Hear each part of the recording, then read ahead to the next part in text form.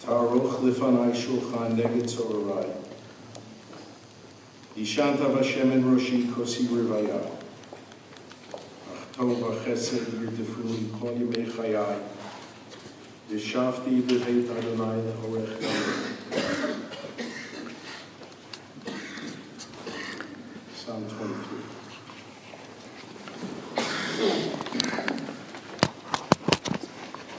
Jonathan Michael, and Chana Mira, and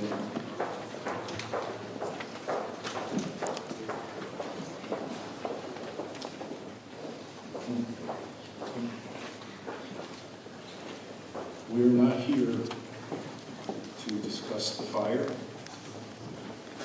nor the details of the building, nor who is or who isn't to blame, nor theology, nor to debate the ultimate question, why? Nor are we here to remember individually the other 35 who perished. Nor are we here to decide what the best course of action to take as a community. As important as they are, these are questions and issues for a later time. Our tradition holds up one value as preeminent at this time, and that's the value kavod hamet, the respect, the honor due to the deceased. And that's our task this afternoon. We're here to remember Jonathan, to glimpse at a picture of a neshama, a soul, taken from this world in the most brutal fashion. What can we learn about him and from him? Because that's the legacy that he leaves behind. Soon we will hear voices. The voices of his parents, his brother, others with whom he worked, he lived, he played. There are two things that the family asked me to mention, to be sure to mention. The first was Jonathan's admiration and respect and love of Leonard Cohen, Zichrono Livracha. Actually, at least one friend of the family expressed apologies that they couldn't be able to be here to attend to here today because they're in Los Angeles at a service for Leonard Cohen. Because this is the week of Shloshim, 30 days, which is a marker in our tradition after the passing of a loved one, when we gather to pause, to reflect and remember. And when I asked David which lyric would be best to read from Leonard's songs, he sent me the words to the song, "If It Be Your Will."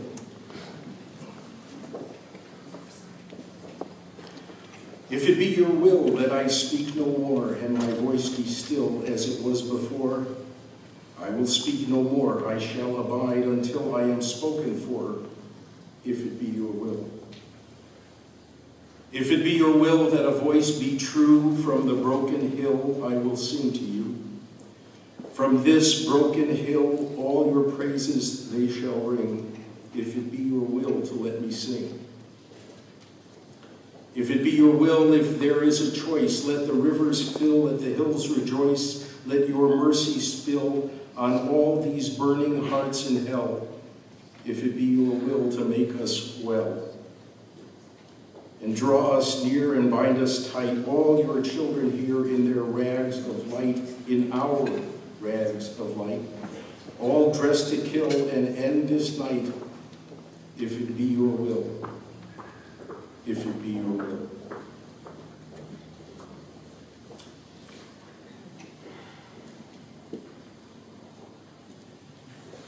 In the email that David wrote, he concluded with a line that I want to share with you. David wrote, "I know that Jonathan would be delighted to share temporal psychic real estate with Leonard Cohen."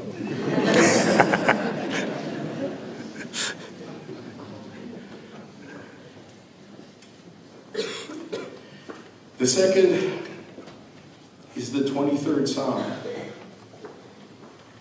It seems that this wonderful piece of biblical literature brought deep feelings of comfort, not only to Jonathan, but to other members of his family as well. It became a support in times of deep crisis. And it also seems that there is a concept called the 23 Enigma, which, at least according to that wonderful source of all knowledge, Wikipedia, refers to the belief that most incidents and events are most incidents and events are connected to the number 23. And whether Jonathan dabbled in this esoteric gematria or not is uncertain, or how much he dabbled in it, but he certainly knew about it. And it turns out that last Friday was the 2nd of December and Saturday the 3rd. So I'll ask you to take the program and together with me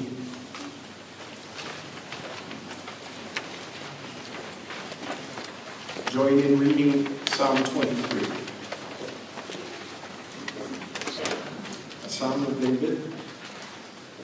The Lord is my shepherd, I shall not want. He makes me lie down in green pastures. He leads me beside the still waters. He restores my soul. He guides me in straight paths for his name's sake. Yea, though I walk through the valley of the shadow of death, I will fear no evil, for thou art with me. Thy rod and thy staff comfort me. Thou preparest a table before me in the presence of mine enemies. Thou anointest my head with oil. My cup runneth over. Surely goodness and mercy shall follow me all the days of my life, and I shall dwell in the house of the Lord forever.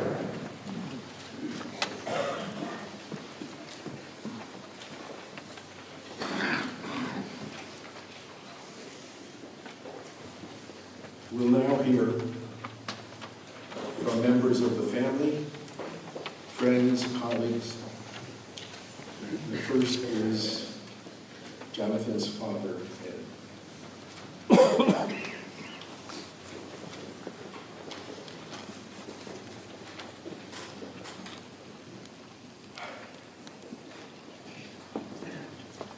Our deepest thanks to everyone for coming to this funeral service honoring Jonathan. We want especially to thank everyone who has helped us out in so many ways during my time of need, including those helping with food, logistics, and technology, capturing items about Jonathan in all types of media, and preparing the video of his work. In keeping with his spirit, I would like to focus as a parent on warm and humorous reminiscences of a wonderful son and his life with us. Others will speak about his amazing work and career. When Jonathan was born, David, his brother, who was just under 3 years old, wanted to name him Robin Hood. We named him, of course, Jonathan. But Robin Hood did presage the healthy suspicion and skepticism he developed later for all kinds of authority, including that of his parents. He became a supporter of political and social protests such as the Occupy movement, and just before he died, he was deeply concerned about Standing Rock. If he were here with us now, he would certainly equate the despicable pretender Donald Trump with the evil usurper Prince John. Robin Hood also fit the outlaw sensibilities that gave him the courage to follow his own path, deep off the beaten track through the wilds of his own version of Sherwood Forest. When Jonathan was 3 years old, I got my PhD. He proudly announced to all, "My daddy's a doctor, but not the kind that fixes people." A year later, when he was 4, we took him and David to a marathon showing of the entire original Star Wars film trilogy. To our surprise, he stayed through all 6 or more hours of the 3 films, one after the other. I was the one who needed a break and had to step out of the theater to leave him and his brother with Diane, who had more, stamina than I, although I love Star Wars too. So his love of film that led him to graduate work in cinema at USC began at an early age. Later, as a teenager, in keeping with his Robin Hood skepticism, Jonathan decided he didn't believe in God and turned for a while into a devout atheist, proselytizing to anyone who would listen to him. He was also a devout Star Wars fan. Around that time, the National Air and Space Museum at the Smithsonian had me give a lecture on the mythology of Star Wars in connection with an exhibit on the film trilogy at the museum. Lucasfilm heard about it and invited me to give the talk at Skywalker Ranch in Marin County. When I told him I was going to speak at Skywalker Ranch, Jonathan nodded with a modicum of interest. When I added that I was pretty sure I could arrange for him to come as my guest, his eyes bugged wide open and he exclaimed, "There is a God after all."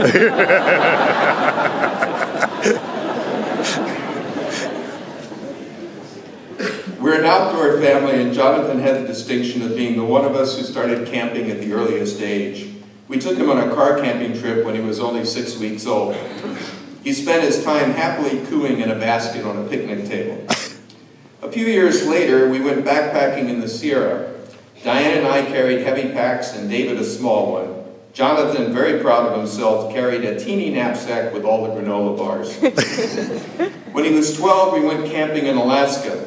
He was very excited about fishing, but couldn't understand why he couldn't catch any of the huge numbers of salmon swimming up the stream. We had to explain to him that they were on the way to spawn and weren't into feeding. To his great delight, he finally caught a nearly dead salmon that couldn't make it up the stream. And even though I don't like fish, I shared in his triumph and ate some of it with him. Like a lot of teenage boys, Jonathan usually left his room a total mess. It was generally impossible to see the floor. I would joke about his room being an archaeological site with layers buried under the remains of God knows what. Occasionally, Diane would attempt an excavation in search of missing plates, drinking glasses, and silverware, discovering occasional shards of rotting food.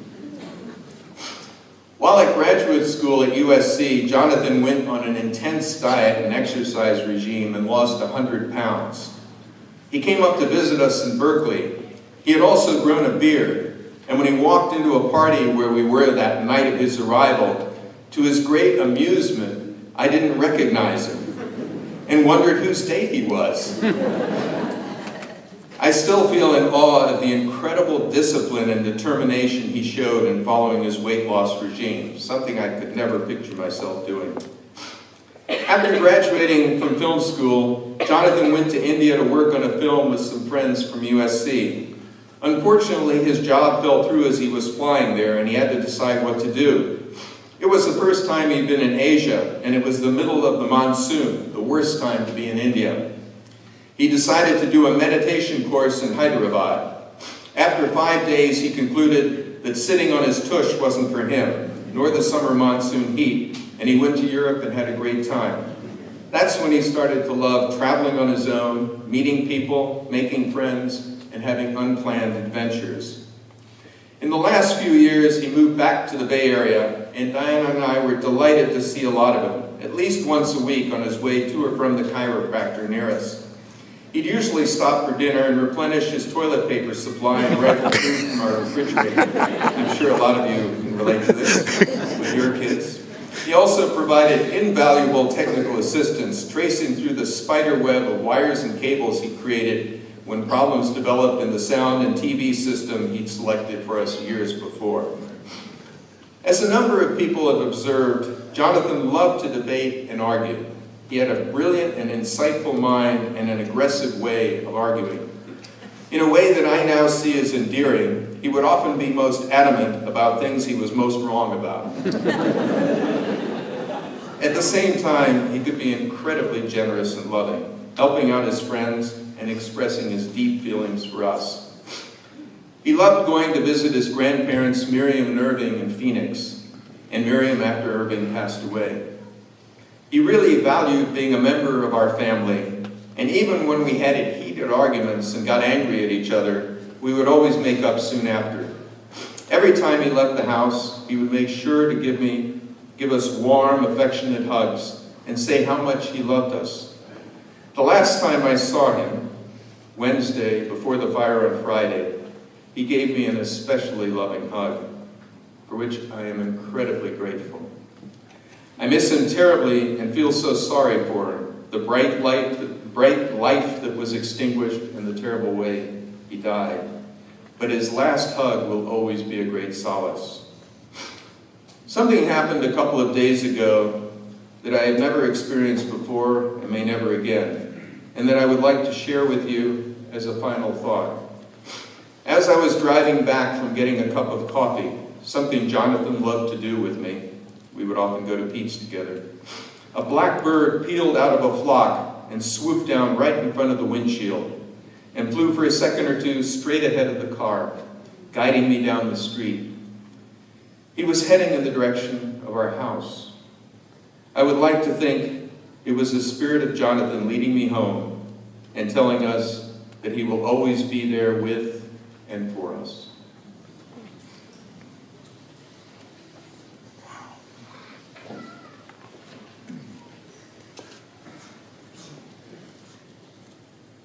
Jonathan's mother.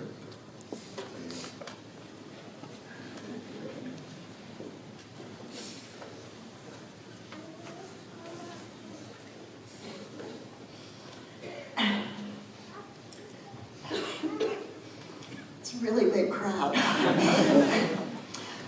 When Jonathan was about a week old, I phoned the pediatrician. As a second-time mom, I thought I was knowledgeable and relaxed about newborns, but this one had me puzzled. He slept all day and loved being awake all night. The pediatrician told me Jonathan would grow out of it. The pediatrician was wrong. Jonathan's mind was razor sharp, and his way with words, both orally and in writing, was superbly articulate, persuasive, and memorable.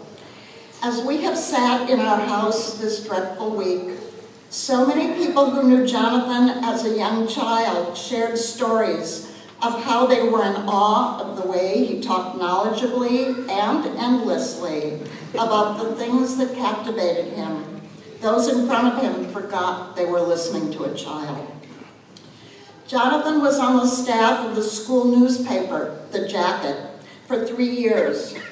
In one of his assignments, he was sent to cover the funeral of a severely disabled student who had been in the special day class at Berkeley High. Jonathan wrote the story and saw it placed on the last page. A few weeks later, a popular sports star sadly died suddenly, and that story was accorded front page placement. The juxtaposition sparked Jonathan to write an op-ed piece decrying the injustice of lauding the well-known and ignoring those whom nobody knew. He considered it his best high school writing, and he submitted it along with his college applications. The outpouring of respect and admiration for those in the arts community who perished this week demonstrate that perhaps the world has learned, as Jonathan always knew, that respect is due to everyone equally. With his verbal dexterity and keen memory, Jonathan loved to argue and to challenge people's points of view. By joining the debate team in college and participating in a similar experience in high school called Junior Statesmen of America, Jonathan was able to use these skills in a positive way. He went off to college certain he would become a U.S. Senator. Within a few weeks, he realized that he'd need to make a different career plan. One day, sophomore year, he called us. "I'm going to be a filmmaker." "Jonathan," I said, "just because you have more DVDs than anyone else on your dorm floor and know all the movies inside and out doesn't mean you'd actually like to make films or you'll be good at it. You better check out some summer school courses." So he spent that summer and the next at USC and fell in love with filmmaking. Jonathan tended to procrastinate to the point of letting those around him think that he wasn't going to finish something. And then in the end, he would create something of brilliance. As a history major at Brandeis, his advisor, David Hackett Fisher, someone who had been my favorite professor 37 years before as well, invited Jonathan into a special seminar and encouraged him to write an honors thesis. Because of his burgeoning interest in film, Jonathan poured himself into learning about film censorship during World War II. For his entire senior year, he collected research, even traveling down to the National Archives in Washington. But as the deadline for the submission of the thesis drew closer, Jonathan had written nothing. Professor Fisher assumed there would be no thesis. Then 1 week before the deadline, Jonathan started to write, probably staying awake for days straight, and he ended up being awarded highest honors in history, and if I remember correctly, the thesis earned a special prize for the best thesis in the department that year. Jonathan's politics were to the left of even his lefty parents. We studied the ballot together in the last election and found we were pretty much in sync. But as an ardent Bernie supporter, he told us that unless California's electoral votes were at all in question, he was going to just write in a fictional name when voting for president.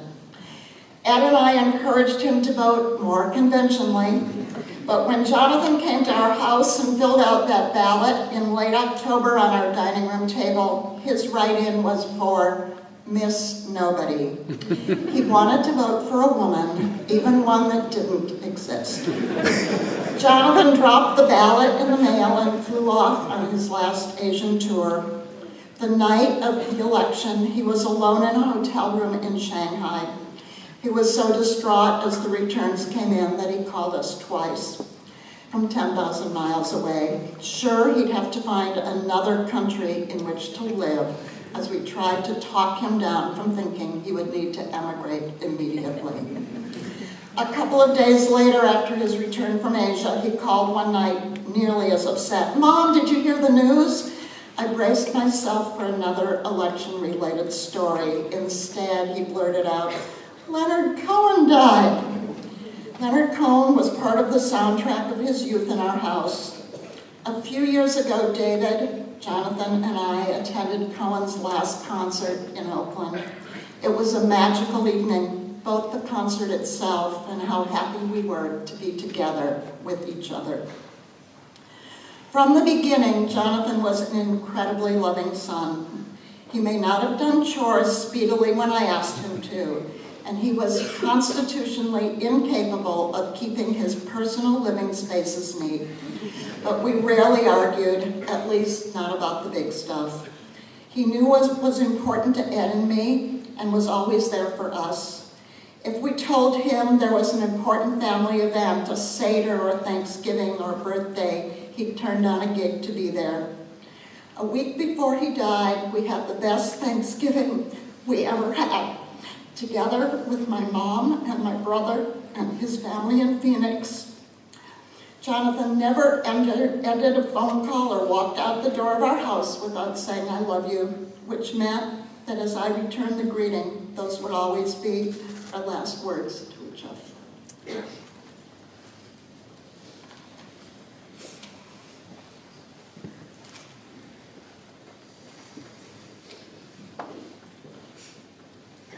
Jonathan's brother, David.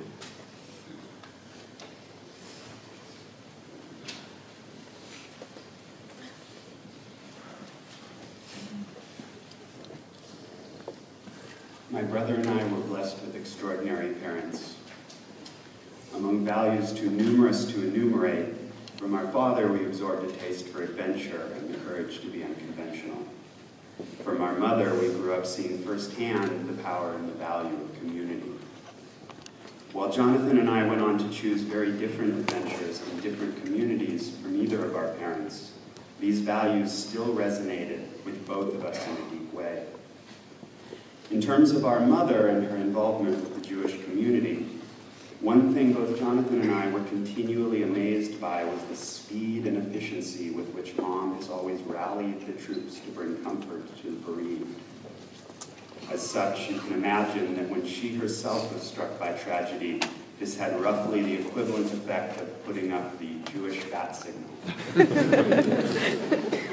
For the last week, my parents and I have enjoyed the most extraordinary outpouring of love and support for which we are profoundly grateful. In the course of this last week, as the loving hordes descended upon my parents' house, I found myself frequently in the position of being asked, "So tell us, what did your brother do exactly?"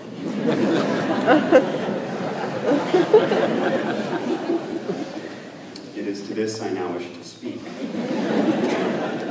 I'll preface that, however, by saying that I don't want to talk about the content of his work, which some others may have a word today, but about my brother's journey as an artist and as a person. From the earliest stirrings of personality, Jonathan was a creature of wild obsession. As a child, I recall he would cycle through periods of intense fixation. At one point, the total focus of his awesome will was trains.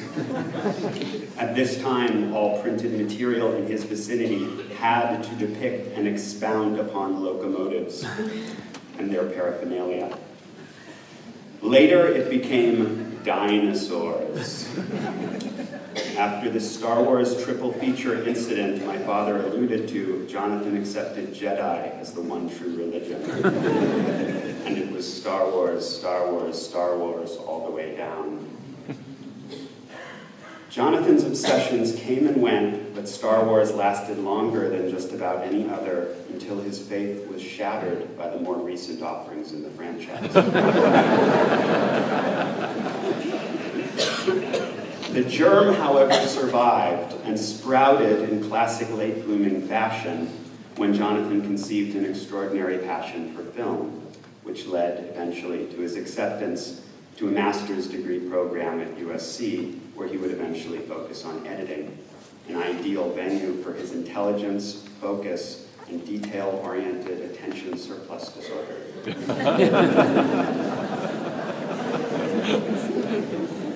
Jonathan excelled at USC and won the admiration of his teachers and classmates.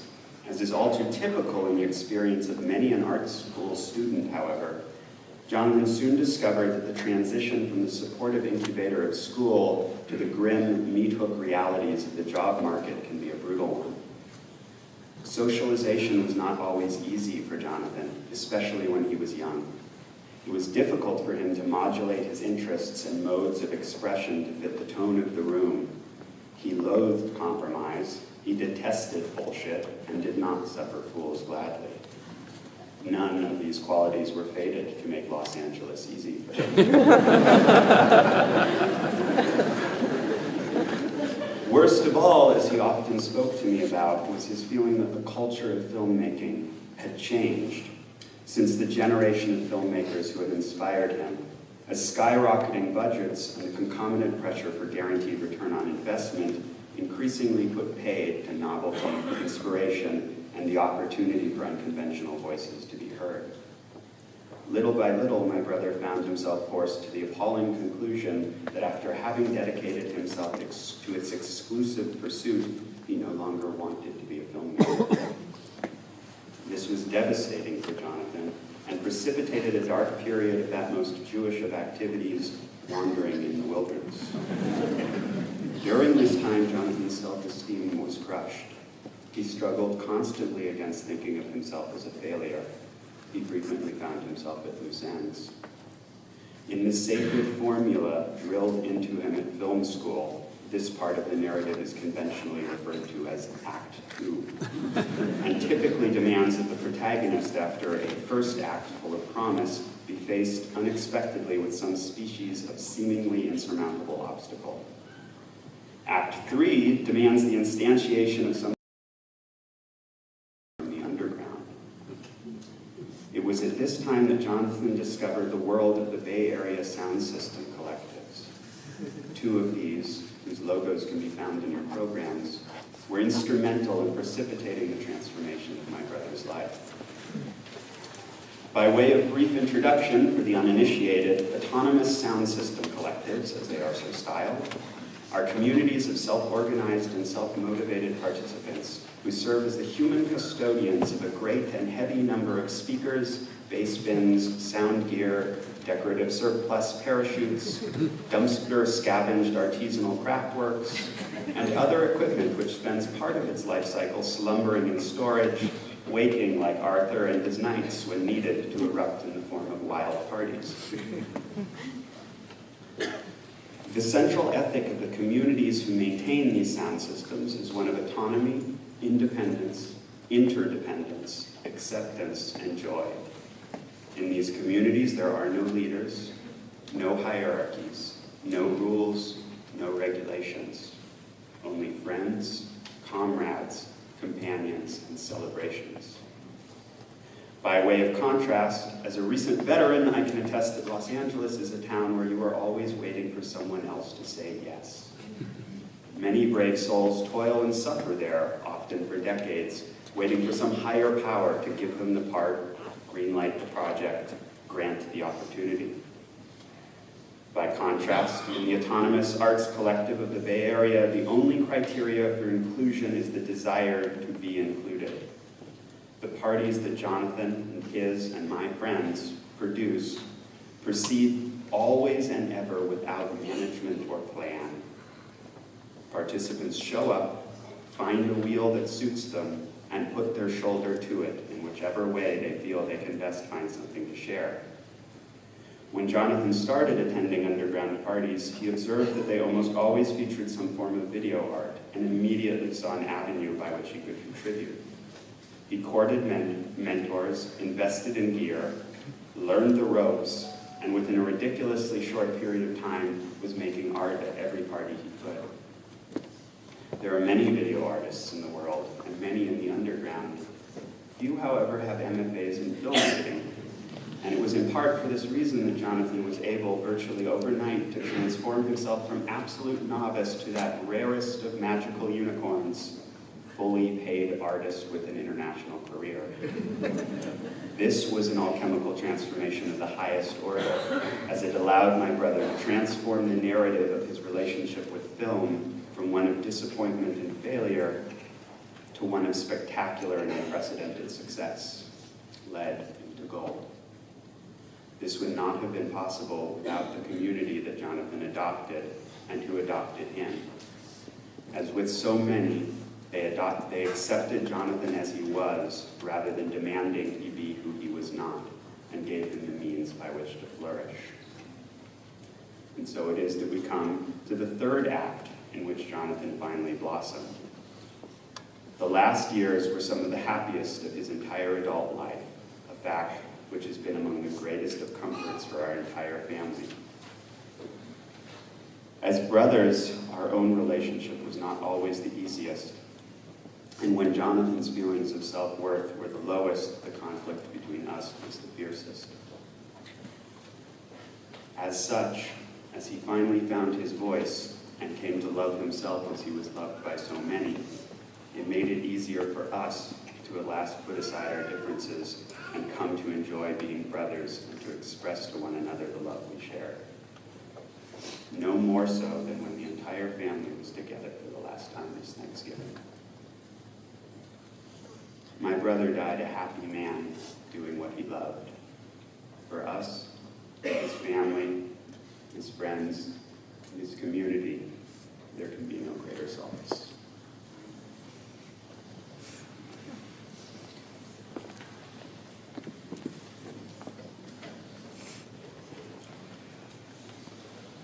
I'd like to ask Varia Simpson to come up to read a message from her son, Leanne McDermott, a friend of Jonathan's since middle school. These are my son Liam's words. Jonathan was my closest friend throughout middle school and high school. Those years were tough for both of us. We were awkward and confused, but found joy in our mutual interests and simple companionship. We played on the computer, watched rented movies, and ate Zachary's pizza with plenty of lactate pills. Even back then, Jonathan had a passion for media that he loved to share. He taught me about games and films and music.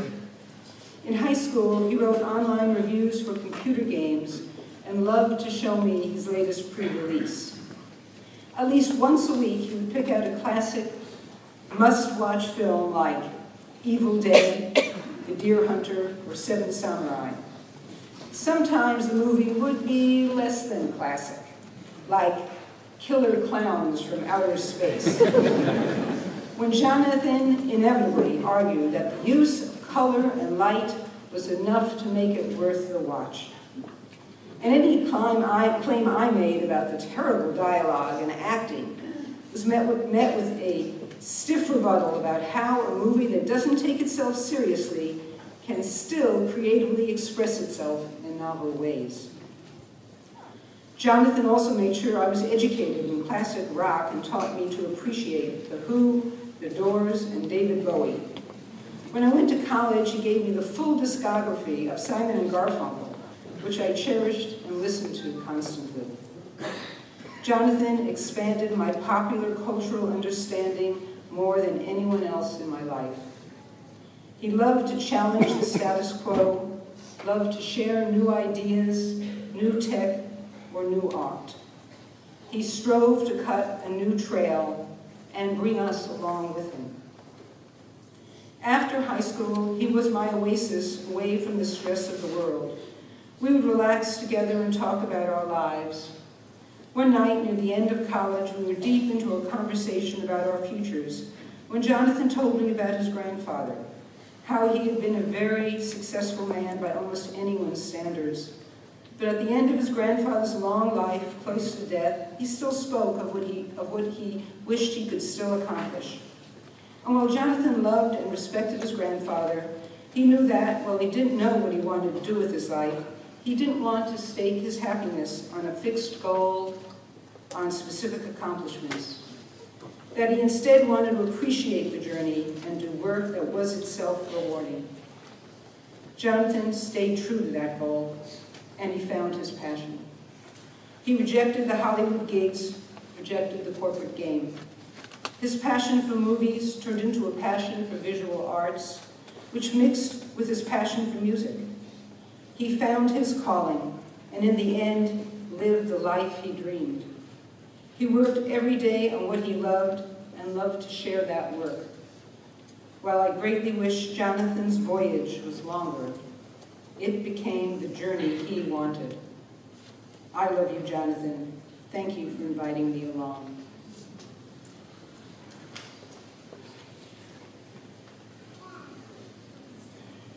A friend of Jonathan since film school, Nabila Lester.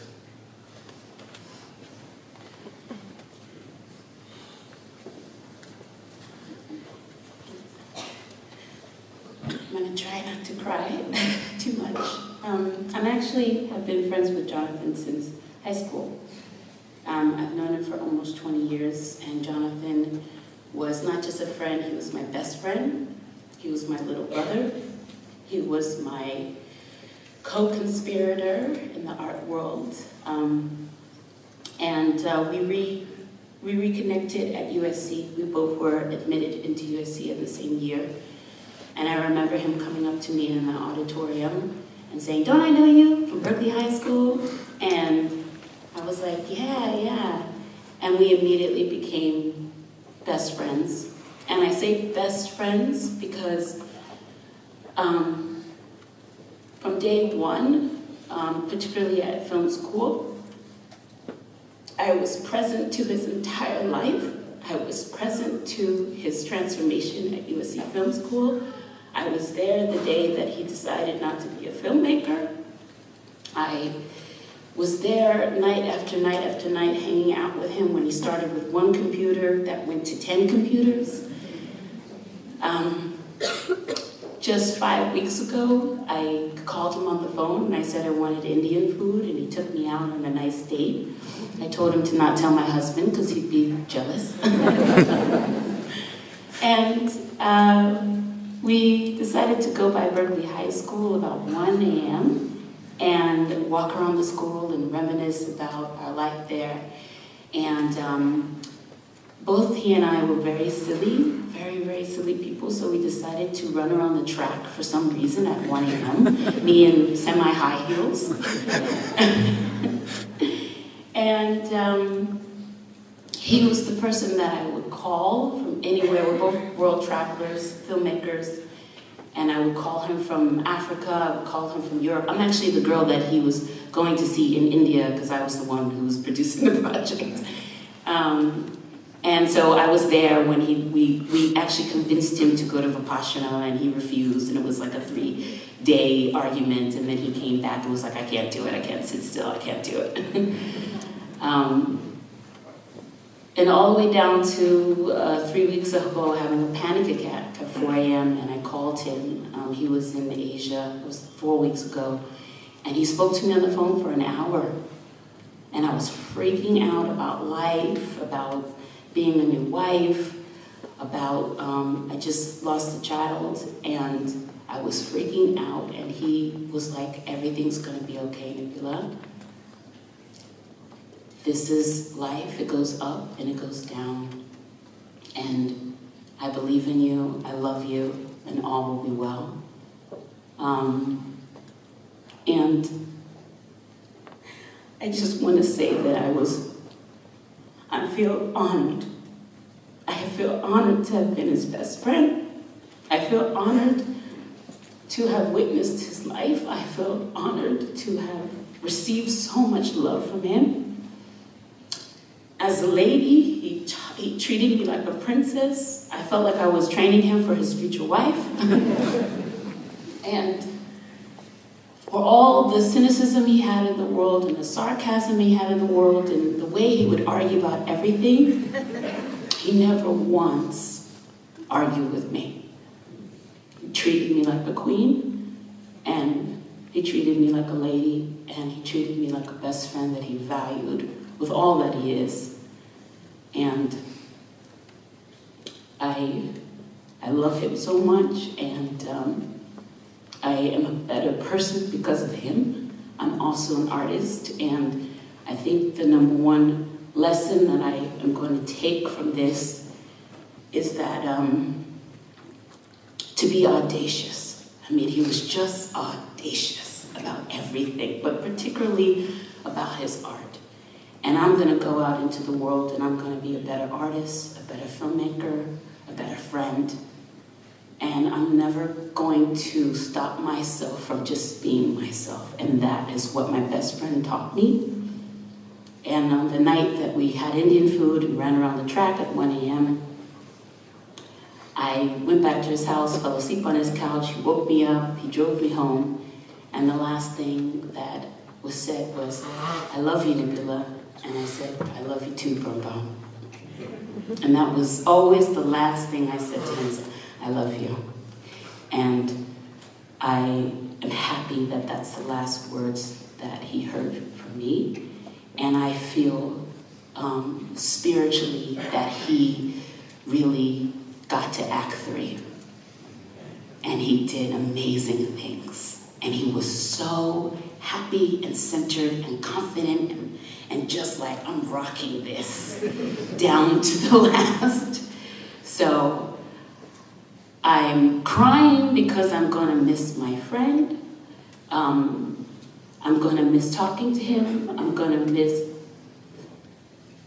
growing with him. I'm gonna miss eating Indian food with him. But I know that his spirit is flying high and that he's fully manifested, fully expressed, and he's free. God bless you all.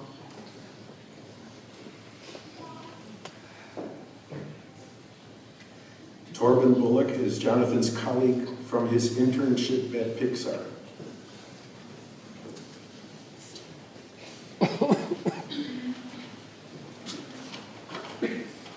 Good afternoon. It occurs to me as I sit here and listen to all the speakers that I probably knew Jonathan the least of everybody. My time with him was so particular, and so you'll excuse me if my memory is faulty. I had the distinct honor of being one of Jonathan's mentors in the summer of 2007 when he came to Pixar as an editorial intern. He was just about to enter his final year at graduate school at the USC Film School. And he was filled with passion, intelligence, enthusiasm, knowledge, and really a well-earned sense of arrogance consistent with the challenges of that organization. Getting an internship at Pixar is no small feat. It is a highly competitive process, and it relies upon a mixture of high technical skill, excellent communication, and highly developed personal skills, which is practically impossible expectation for anybody under 25, no offense to any under 25s out there. But I came to learn that this was well inside Jonathan's wheelhouse. In those days, the Pixar internship program, Jonathan was pretty much on his own. He had to seek out places to make himself useful. It was in a lot of ways part of his training. He had to find a need and fill it. He would show up in my cutting room seeking tasks to do, and frequently we would settle into big, long discussions on film theory or aesthetics or even just the issues of the day. He was relentless in the pursuit of getting the most out of his time with us, consistently trying to improve his knowledge, finding places where he would be the most useful, or simply just making the human connection. I was talking at work this last week with my coworkers, and one coworker told me a story about how Jonathan would seek him out every afternoon for a game of ping pong. This coworker would beat the pants off of him every single time, and day after day, Jonathan would show up and be beat down every single time until his last day, in which he finally won at ping pong. He brought that same level of intensity to every challenge that we put in front of him, and it only really increased my esteem of him during his time with us. After he left Pixar, he and I stayed in contact, and occasionally he would come for lunch when he was in town, and we would talk about what he was doing, and he would seek out some perspective on his post-collegiate plans. I remember him talking to me soon after his graduation and asking my advice on how to get a job in the film business. I remember him struggling to balance his creative ambition with finding relevancy in the film business. I was afraid, personally, that his creative passion and fierce intelligence was going to be frustrated in the Hollywood machine. And my only really piece of useful insight, for what it was the observation that he had spent the better part of 20 years in school, and perhaps he should take a little time, strap on a backpack, and go broaden his understanding of the world. The film business would always be there waiting to exploit him, after all. Quite frankly, I think he thought it was a dumb idea. But after a few months of running the assistant circuit, he decided to give it a try and take a few weeks on the lam and do some traveling. This became so transformative that he started traveling further and further afield from the clubs of Berlin to the ashrams in India on a continued search for his next step. When I remember, and I think it's probably incorrect, but I have this image of him in Berlin discovering the electronic music scene, finding a little piece of the community that he was going to become so passionate about. Since then, I watched him from afar and admired the life and career he built for himself. Jonathan found himself a community that not only wanted all the creativity he had to offer, but more importantly, could hold the intensity that he brought to his art and his relationships. The world can be a discouraging place for those of us who don't quite conform, and most of us have to make compromises in order to find some modicum of success or belonging. And it seems to me that Jonathan managed to find his people, his community, and stay true to himself. A place that let him express who he was and what he wanted to do and make an enormous amount of people happy in the process. I remember Jonathan as a true son of the Bay Area, working to find a way to combine his special talents with his passion for social justice, inclusion, and creating a sense of community. I am proud and privileged to have known him, for our paths to have crossed as briefly as they did, and to have been able to enjoy a little of that reflected glory, even if it was, in my own heart only. Instead of mourning the loss for what he had yet to do, I want to express gratitude for what he gave to me and the world at large. We are all the richer for it, and I, for one, am grateful. Thank you.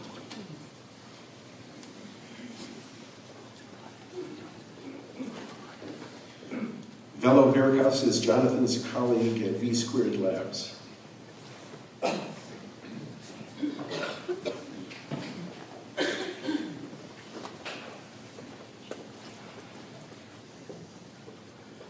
Hello. It was wonderful hearing about your son, and so many of the things I've spent time writing resonate with what everyone has shared about Jonathan and my experiences with him.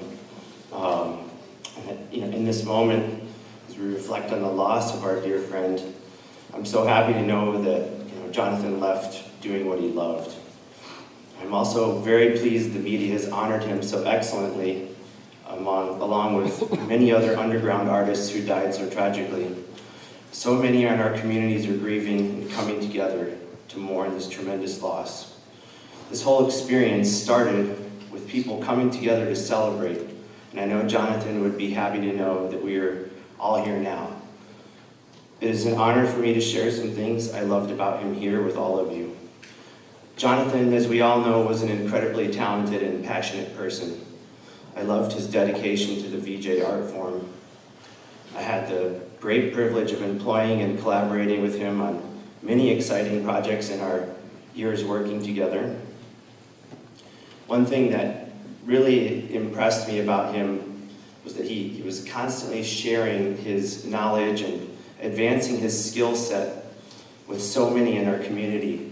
And this was such a fast, he rose so quickly and was so passionate amongst the many other things he did in retransforming and growing these tips and tricks and setups and sharing his visual library. As a filmmaker, he had assembled this huge collection of visual clips, maybe thousands and thousands of clips, and we would trade content together, and it was a lot of fun, and kind of like VJ trading cards and baseball cards for VJs, I guess. In his honor, his visual library is going to live on forever in my VJ sets, because what we built together and the things that we traded was just fantastic, and twinkling people's eyes and expanding hearts and blowing minds as he would have loved. He had an energy level that immediately drew me towards him. It kept me interested and also wildly challenged me.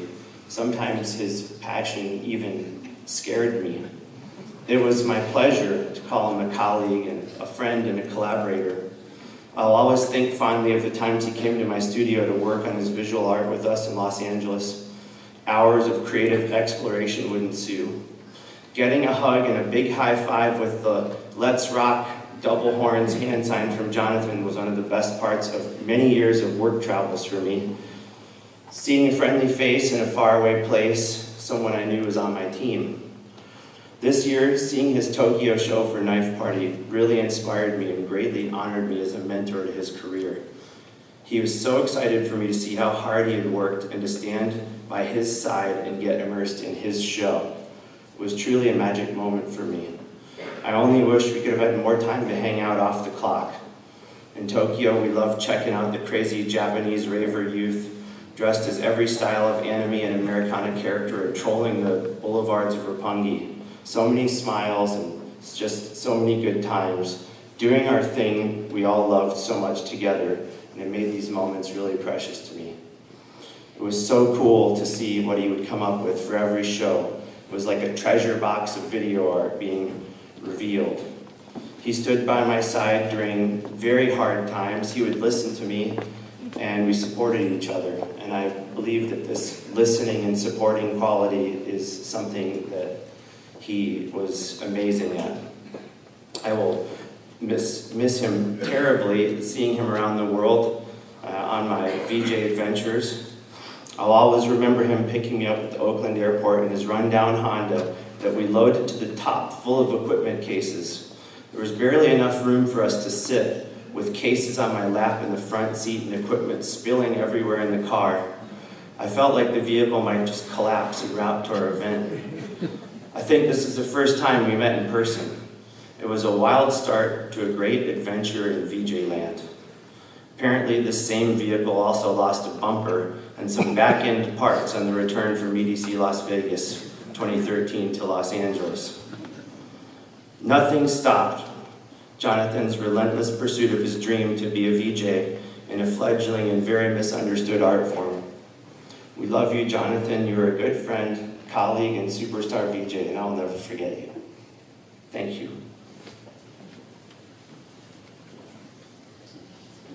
Jay Fields is Jonathan's friend from the sound collective Karabatak.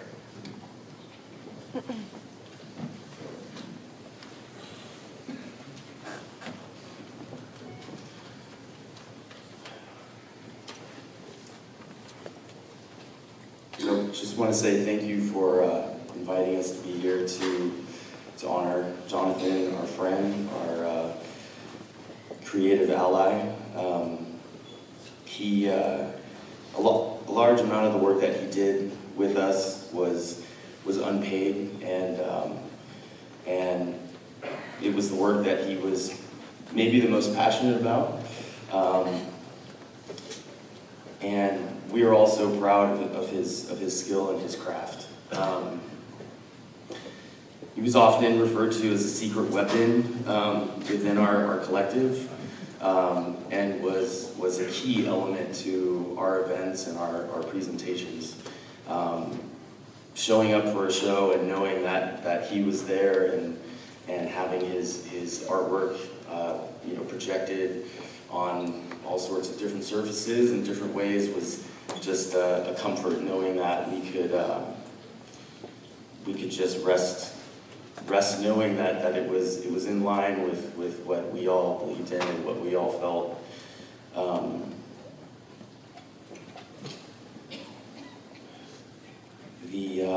It's great hearing all these stories because it's tying so many pieces together that I wasn't super aware of.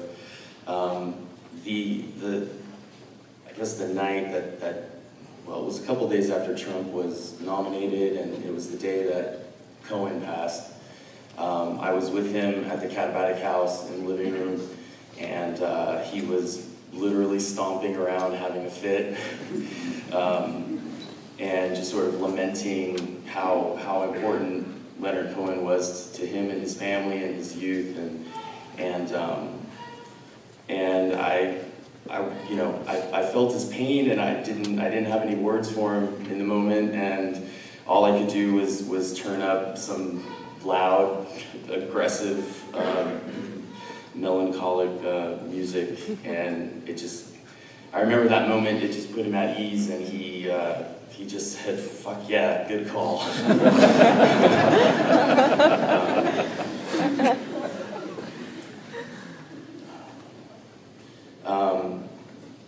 I was also in communication with him. We were texting that night on Friday, and he told me where he was going, and I said I didn't like that place and didn't want to go there, and he said that our other friend Barrett, who we lost, who was our sound guy, he said that he was going to be there, and I said, okay, well then I'm on my way, and that was one of the last things I got from him. Before that though, he had just, I guess a day or two before, he had just sent me some video clips of some art that he was working on, and it was for Katabatic artists. He was working on making videos for Katabatic artists and music that was about to come out.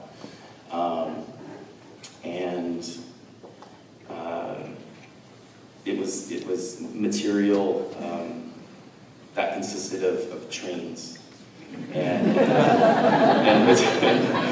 footage filmed from trains, and it was really elaborate and layered, and I have no idea how, what, but I just remember it was train footage, and it's beautiful slices, and a few of us have come together and tried to well, I got a different one, and you got a different one, and so just up until the very end, just a bright shining star. I think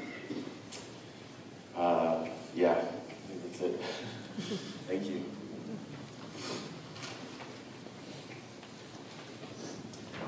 Joy Greaves is a VJ friend and colleague.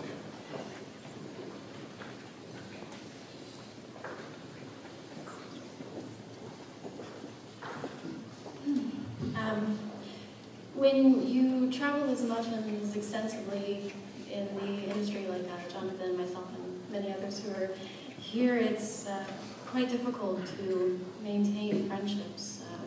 Relationships and friendships just simply fall to the wayside. But John always made sure to check in with, from what I'm understanding, everybody at this point. I only got to know him for about 4 years. And I believe in that 4 years' time, we spoke almost every single day.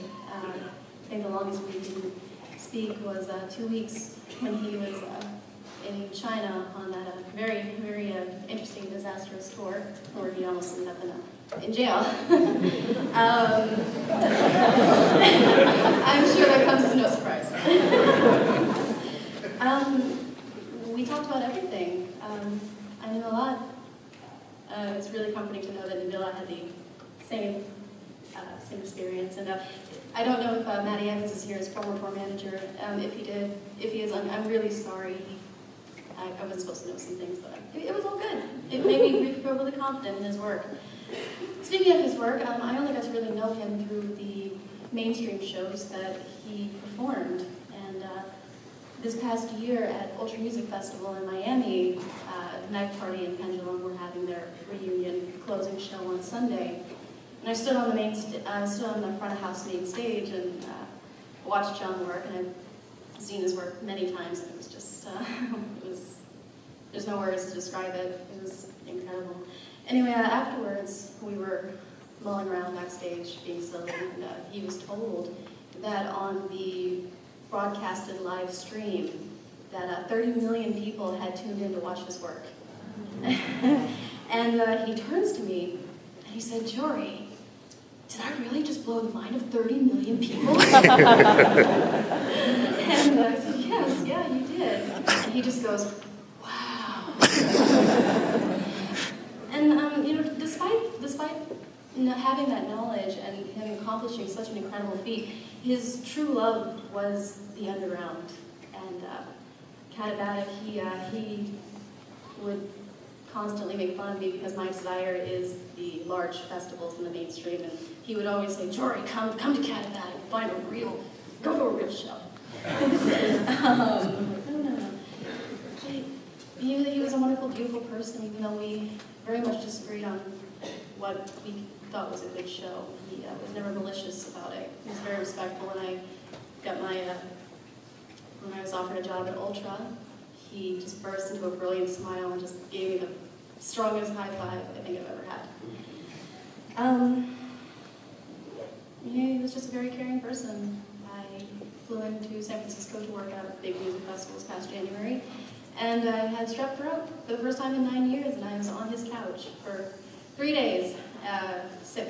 And that morning he disappeared for what I thought was 5 hours. I was in a complete panic when he came back. He's like, it's been 20 minutes.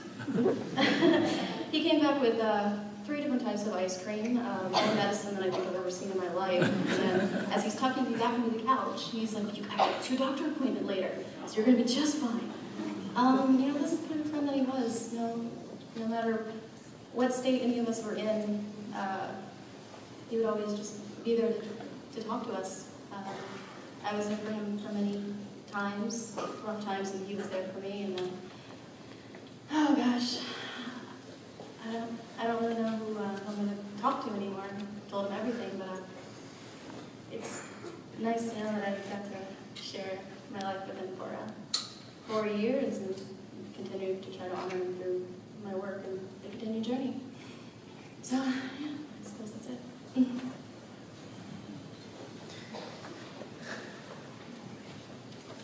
Sean Myers is Jonathan's cousin.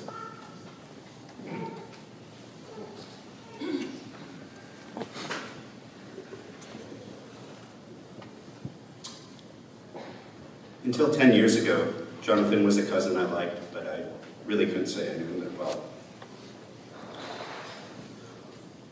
I thought we were driven by different things for the first 20-odd years of his life. He was geeky, wickedly smart, and felt so damn strongly about everything. It was tough for me personally to connect to him at all. Reading from the Facebook testimonials from friends, it's clear that that's my loss.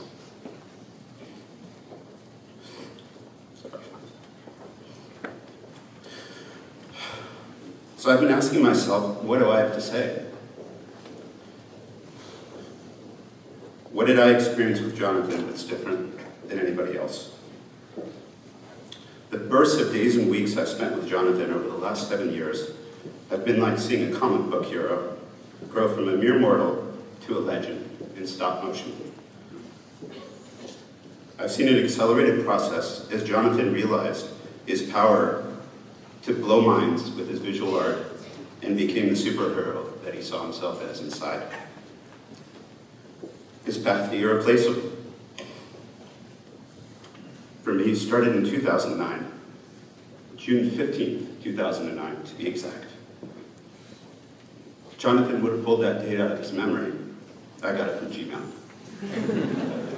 The email started, India has been a bust. And he asked if he could spend a few nights at my place in London. Before coming, he was doing a course on silent meditation that you heard about from a few people, which only shows how much he was still working out who he really was. I can't imagine Jonathan silent for 10 minutes, let alone a 10-day course. Or now. So after quickly bailing on the meditation, he came to London, and our relationship really started. My living room was Jonathan Bond for that entire summer. It was full of argument, scraps of paper, loose tobacco, and more of the disordered, compelling mess that accompanied Jonathan's total focus on what really mattered to him. At the time, I'd just come out of a long-term relationship and was rewriting the rules of my own life that had grown really stale. I think we were on similar paths at that point. I asked him to take a picture of me for OkCupid. So So it took an hour of discussion to figure out that my garden might be the best scene.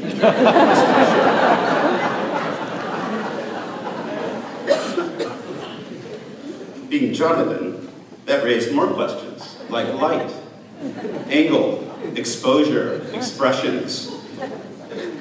And I'm sure there would have been more, but by that point it was dark.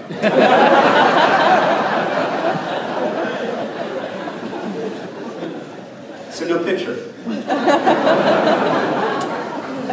But I did get that Jonathan was an artist. He wasn't going to use his camera and later his VJ equipment to do what he was asked. It was his art or nothing. He used my flat as his base while he traveled around Europe, and I felt pumped with every email. Like, dude, I'm really falling for this girl. From Denmark. Or long discourses from Amsterdam that I won't relate here.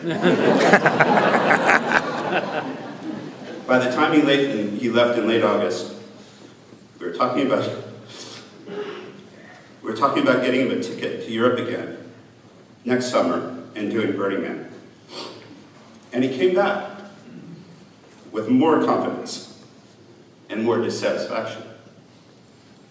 I invited him to Burning Man at the end of the summer with a group of my friends, and his email confirming read, "Go get ready, motherfucker." He got covered in glitter,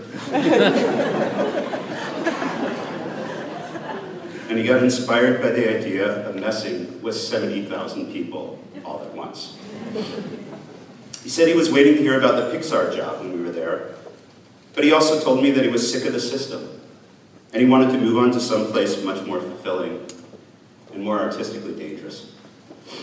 By the next year, he had already moved well past Burning Man, and he was trying to convince me to ditch it for a more radical experience at Mutant Fest. Soon after, I came by his place in Oakland, and he showed me his first VJ setup, at least what I think is, which was a keyboard and all kinds of wires just held together by Jonathan Genius. You know how things accelerated after that? On his terms. And like any good hero, the trick was in the art of touching people and making lives better. He always made time to visit us over the next few years when he was in Europe, even after he didn't have to, because he actually had a per diem that would get him a hotel room. My partner Kim and our sons got to know and love him too. Our conversations over the last months have been pretty much about how he wanted to get past EDM shows and how he was getting annoyed with the kids. So I won't see him, but I know he would have figured out a way to melt eyeballs, ears, or whatever sense he would have thought next. He won't read more books to Ariel, but I still have the time. When he switched accents 5 times on the way through one and helped Ariel understand how the very hungry caterpillar relates to the Israeli-Palestinian conflict.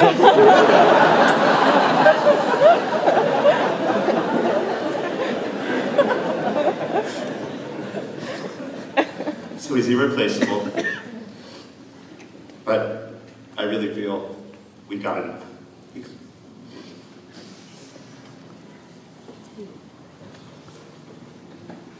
Andy Hanauer is one of Jonathan's oldest friends since their days in Little League.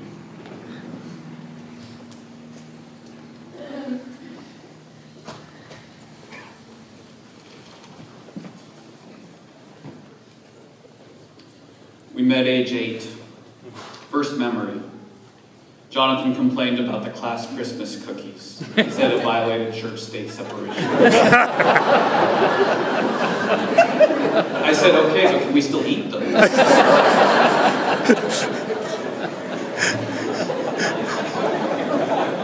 Little League, age 9. Our dreams were crushed by a game-losing 3-run ground ball through the shortstop's legs. I want to be 9 again, so we could walk off the field together with our arms around each other's shoulders. High school newspaper. I wrote about sports, and Jonathan wrote film reviews that were brilliant and nobody else understood because nobody else was brilliant enough to get them. In college, he visited me, pretended to be a Scottish exchange student to impress girls. His accent was indescribably good. Close your eyes when you were in Braveheart. Then just before he left, with everybody hooked and convinced of his heritage, he spoke in his normal voice and said, "Come on, you think I'd leave Scotland to come here?"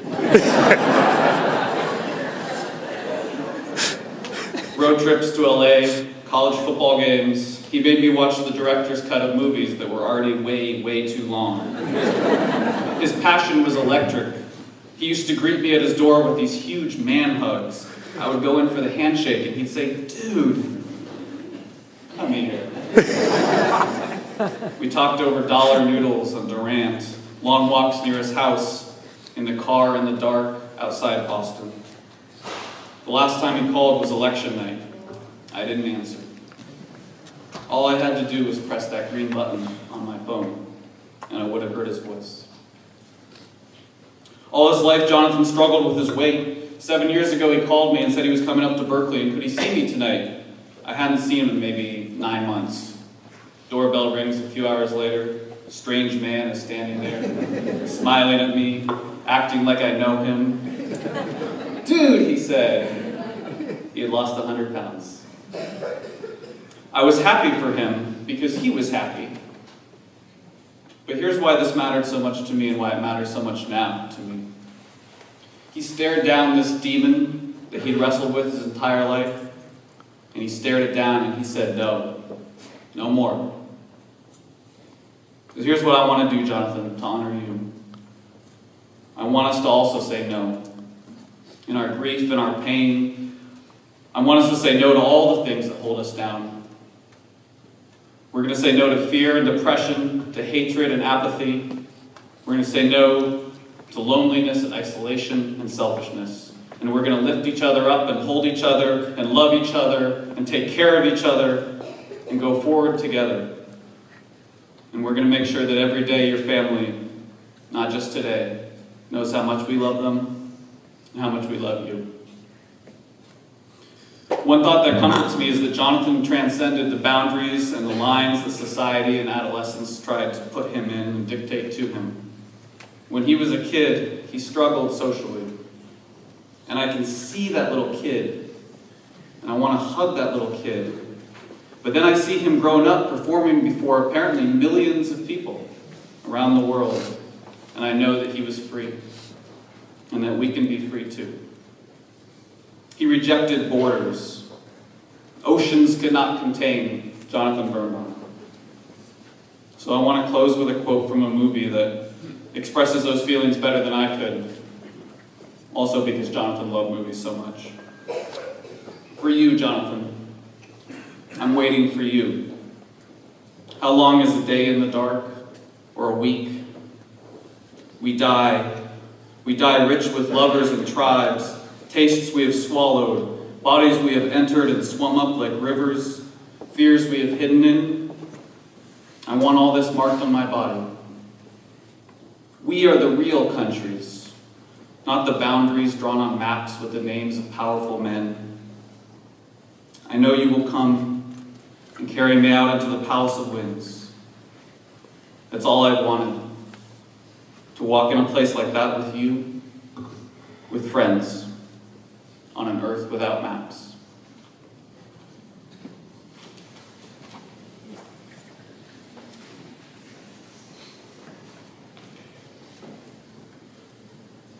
We've heard words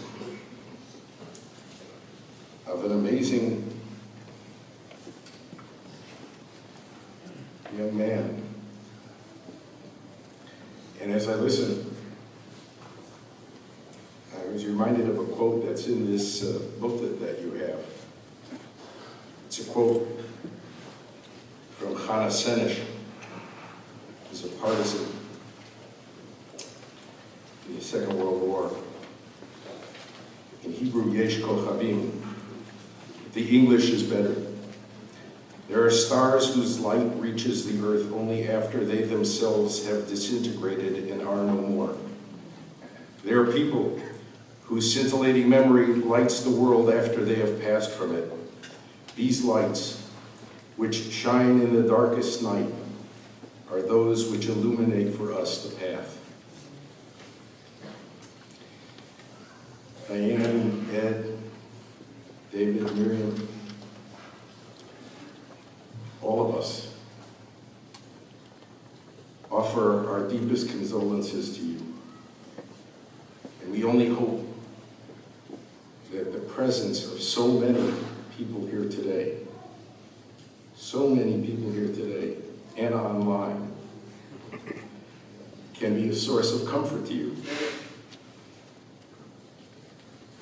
And we hope and pray that our presence will continue to be with you in the days and years to come.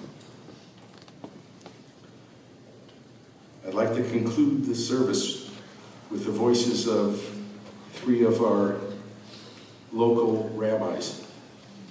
The first, Rabbi Jonathan Cohen, wrote a small piece called The Oakland Warehouse Fire.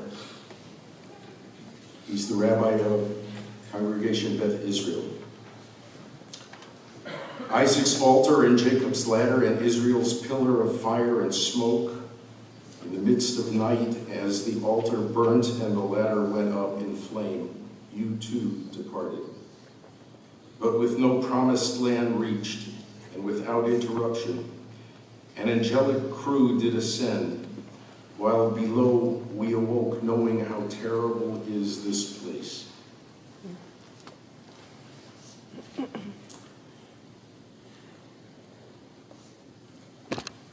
The words of El Malay Rahamim, asking the divine to find complete rest to Jonathan's soul, will be offered by Rabbi Menachem Creditor of Congregation Netivot Shalom and Rabbi Yoel Kahn of Congregation Bethel. Please rise.